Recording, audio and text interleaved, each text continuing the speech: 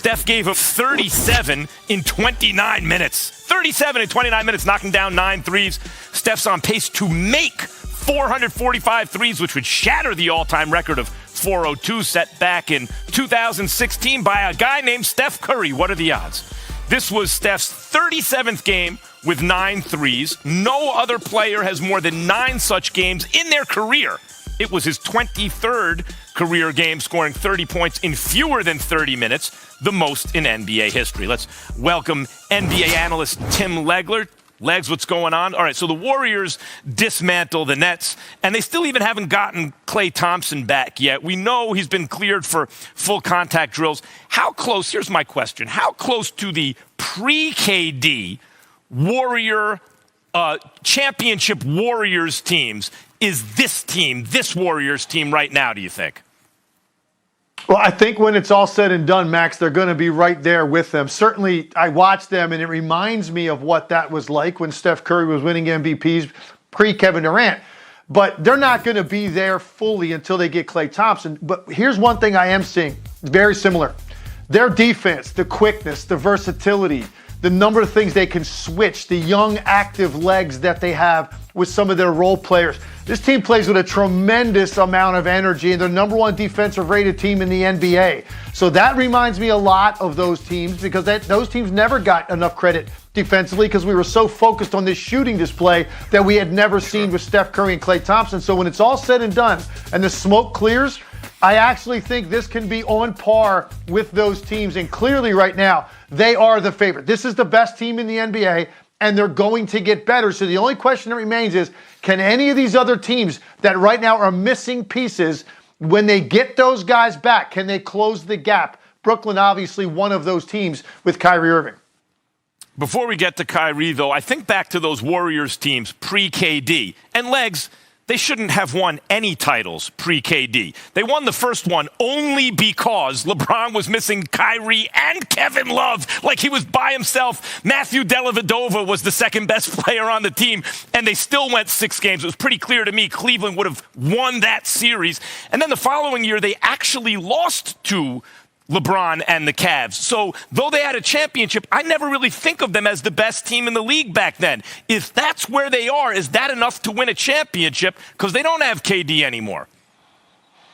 Well, I think it's going to be enough to win a championship for a couple reasons. I actually think Steph Curry is better now than he was during those back-to-back MVP years. I also think now you're going to add, let's just assume you add a healthy Klay Thompson to the mix, and he's resuming 5-on-5 workouts, so that sounds like it's imminent. It's right around the corner. I think there is something else culturally about this organization that, if you think about it, when other star pairings have been put together, they're the only guys we talk about. Every time 2 star players go and they pair up, that's all we talk about. With Golden State, the role players are so empowered because of the style and the system and the way it moves, the importance of those guys. I just think there's something special about the chemistry that the Golden State Warriors can create. They just look like they have more fun than anybody else in the league, and I think that matters. And I do think this team defensively can be even better than those teams. You got to remember, they're also missing James Wiseman, and Klay Thompson is a top 5 perimeter defender in the NBA. When they get those guys back, I think this is a team that maybe could look even better than those 2 teams that Steph Curry won MVPs with. It's a great point. If you have Steph and Dre, that's really the team. The guy who reinvented the game and his pick-and-roll partner that do everything on defense, can play 5 out with him guy. Anyway, Nets coach Steve Nash said his Brooklyn squad, Legs, that would be an obstacle to winning a championship for the Warriors, is not one of the NBA's elite teams yet, and that the loss showed that this team misses Kyrie Irving. Do they need Kyrie to win a championship? Oh, definitely. And I thought Stan Van Gundy did a great job on the broadcast of pointing out who they've beaten during this stretch when they're winning games and they get to 10-4. And if you start to think, oh, they've got it all figured out, if you really dive into the schedule, it does matter who you play in the NBA.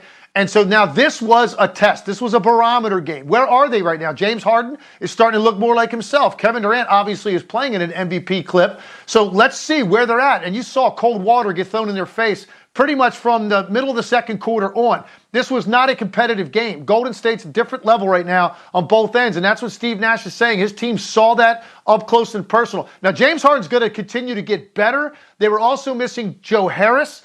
Claxton wasn't there. And now you add a Kyrie to the mix at some point. Who knows? We cannot pass judgment yet on the Brooklyn Nets. We just can't. Much easier to see what we think Golden State is going to look like when they are 100%. I really don't know that with Brooklyn because Kyrie barely played with those guys last year.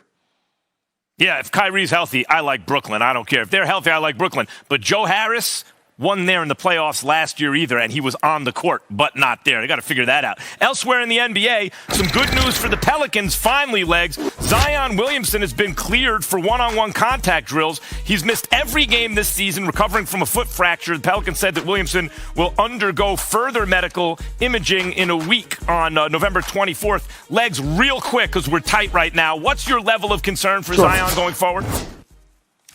Very high. I just think the number of lower body injuries he's had already in his career very concerns me a great deal. The weight fluctuations concern me from off-season to off-season. Now he's coming back into a losing environment right now, and that's not great either. So I'm very concerned. I hope I'm wrong. I'd love to see Zion Williamson come back, stay back, and finish out the year healthy. The Golden State Warriors to a blowout win over the Brooklyn Nets in Brooklyn, a game that we dubbed kind of as the game of this young season so far, and it didn't turn out to look that way. Tim Legler joining us live now. And you can look at the offensive side, of course, Stephen Curry and company, but also the defensive side, Tim, when you look at what Draymond Green did defending Kevin Durant. Overall, what did their win, the blowout win, tell you about the Golden State Warriors moving forward? Well, Sage, it's the first time I've really watched them over the course of 48 minutes, and it really started to sink into me. This team can win a championship this year. I think they were a solid playoff team in my mind going into the season, like in that 6, 7, 8 range is what I thought they would be, maybe a little bit higher. And then after watching them over the first 10 games or so, I said, okay, wait, they're better than that. This team could potentially, get to the Final Four or the conference finals in the West. And now there's no question in my mind this team can win a title. And there's a lot of reasons. I think first and foremost, it's the greatness of Steph Curry, right? And the way he plays, and he's playing, I think, a better brand of basketball than he did even when he won back-to-back MVPs.